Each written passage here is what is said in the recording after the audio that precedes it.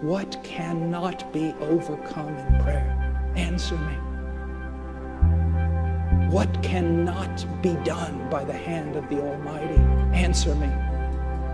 What can be done by your feeble arms? Answer me. He can take down the Iron Curtain in a day. He can convert a nation in an hour. Call upon Him. Believe Him.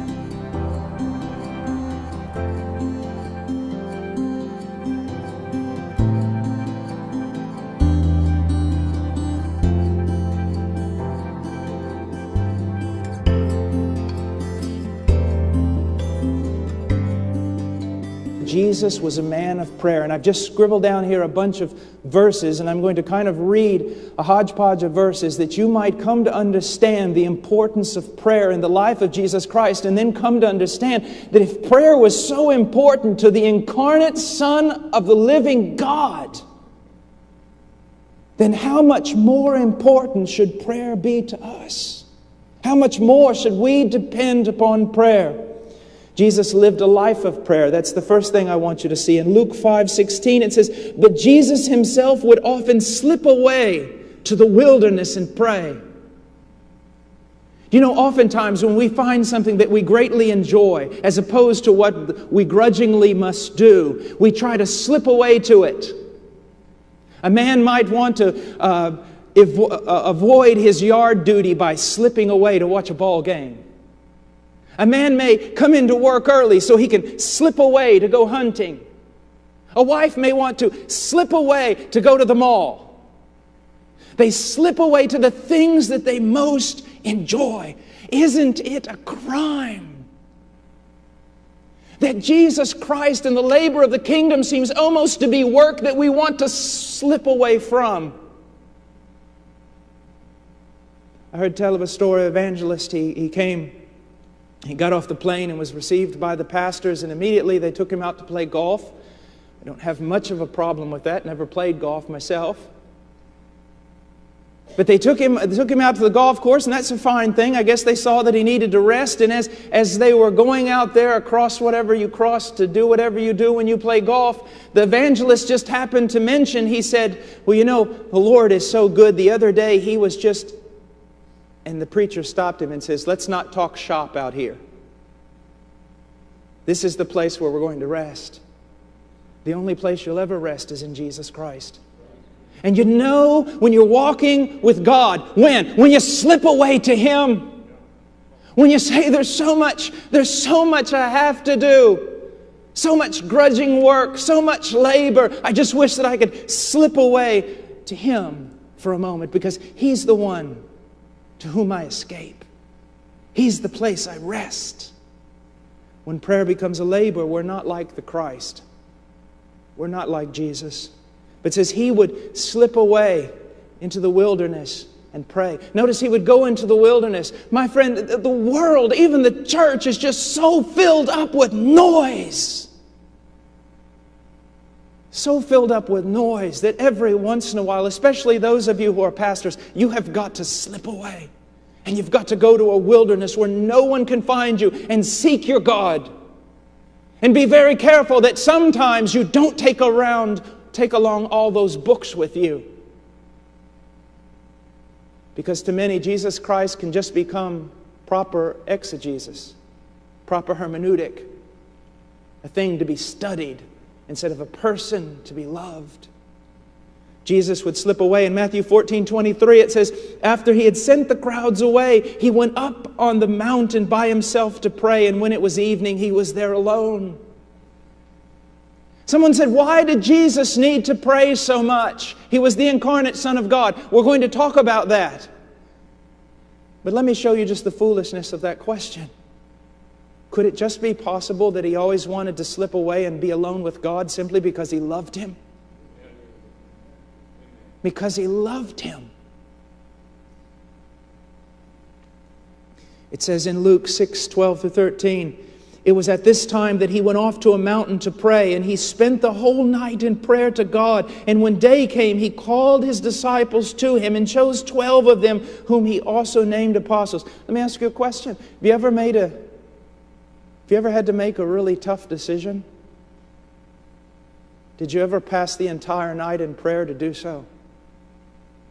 If you say no, I say to you, behold, we found a man stronger than Jesus. Isn't it amazing that the Christ would slip away and spend the entire night in prayer to discern the Father's voice, to pick the men that had to be picked? But we've got the upper hand on that. That's not so much needed anymore. He goes on. Matthew 26:36. Then Jesus came with them to a place called Gethsemane and said to his disciples, sit here while I go over there and pray. Sit here while I go over there and pray. Who could forget Gethsemane? Who could forget the war that was fought in that place? My friend, when he got up off his knees, the battle was over. The war was fought there.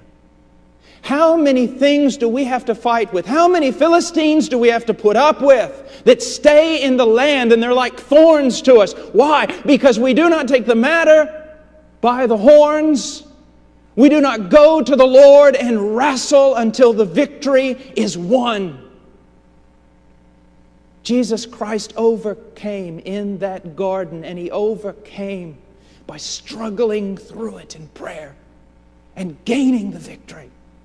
That passage, this kind, only comes out through prayer and fasting. That just doesn't have to do with demons, my dear friend. There are so many mountains in your life, so many obstacles in your life, so many things in your life that seek to derail you, to stop you.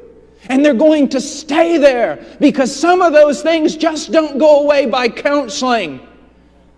They go away by falling on your face before God until He delivers you. Jesus was a man of prayer. He showed it in every aspect of His life. Verse 1, he says, now He was telling them a parable to show that at all times they ought to pray and not lose heart. That's the teaching of Jesus Christ. Right there. If you want to sum up everything He taught about prayer, we ought to pray at all times. Now, for you young men here, let me just teach you something that'll help you. I hear so many young men today saying, well, I don't have really a specific time in which I pray.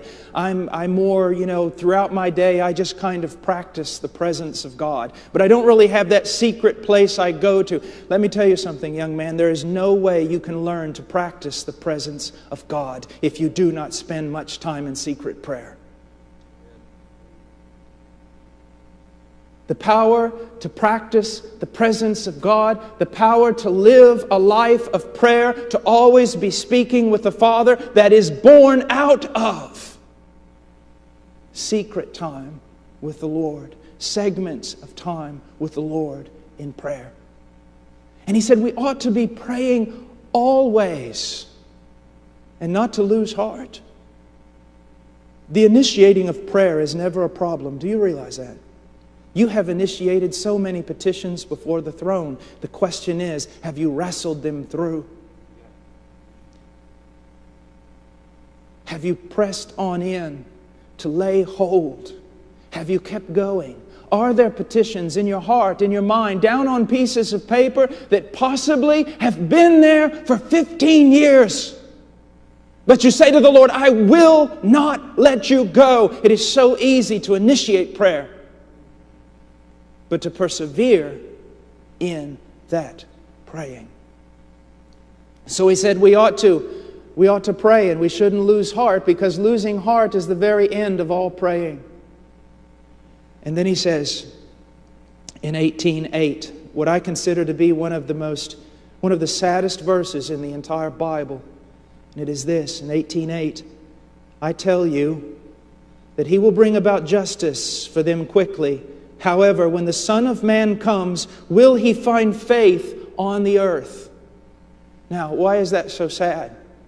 Jesus has just given them a parable to demonstrate to them why they should always pray and not lose heart.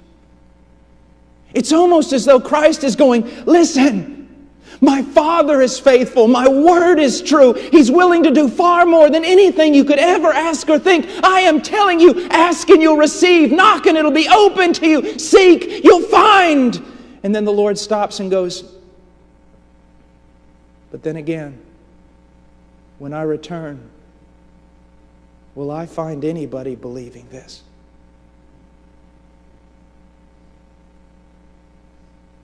Is anyone going to take me at His word, at my word? We cast so much doubt, not just upon the infallible written word of God. We cast so much doubt on the character of God when we do not avail ourselves boldly of the promises. Either we have no passion for the advancement of His kingdom, or we feel that somehow it can be advanced through the power of the flesh, the power of the intellect, the power of ecclesiastical structure. Lord, I pray for your people. I pray for your people, your dear saints here. Pour out on them a spirit of prayer and supplication. Let them see, Lord, pressing in and pressing on is where the battle is won.